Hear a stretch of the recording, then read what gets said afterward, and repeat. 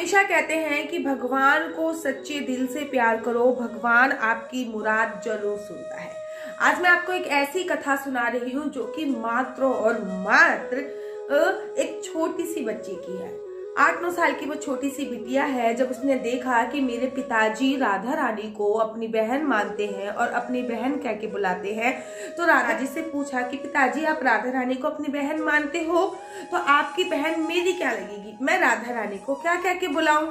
उसके पिताजी बड़े प्रेम भाव से उससे बोलते हैं, बेटी राधा रानी मेरी बहन है तो अर्थात आपकी बुआ लगती है।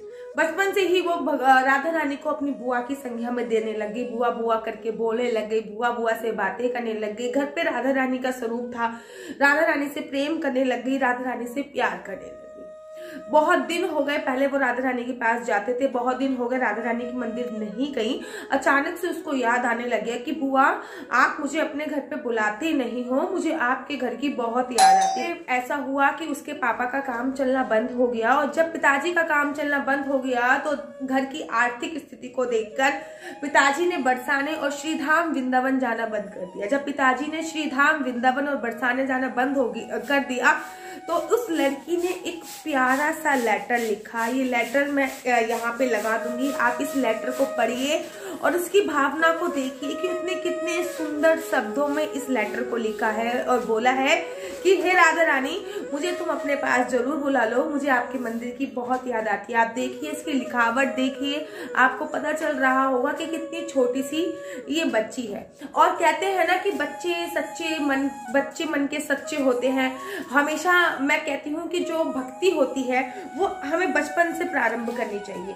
अगर हम भक्ति बचपन से प्रारंभ करेंगे तो डेफिनेटली बात है कि आगे जाके भगवान हमें अति शीघ्र मिलेंगे। मैं हमेशा कहती हूँ, आप कहते हैं कि दीदी ध्रुव को इतनी जल्दी भगवान कैसे मिल गए, या फिर प्रहलाद को इतनी जल्दी भगवान कैसे मिल गए।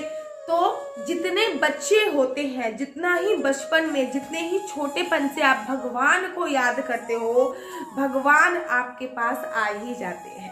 तो उस छोटी सी बिटिया ने राधा रानी को लेटर लिखा, और जब राधा रानी को लेटर लिखा तो मेरी राधा रानी की ऐसी मेहर हुई कि 1 सप्ताह के अंदर राधा रानी ने उस बिटिया को बुला लिया। ये जो दूसरी तस्वीर आप देख रहे हो ये उस बिटिया की है जब वो राधा रानी के मंदिर पहुंच गई। न केवल उस छोटी सी बच्ची को बुलाया बल्कि उसकी सभी छोटी सी बच्ची को बुलाया, बल्कि उसको आशीर्वाद भी दिया। ऐसी है मेरी राधा रानी की कृपा। तो बोलिए बाके बिहारी लाल की जय, बोलिए राधा रानी सरकार की जय। हर हर महादेव।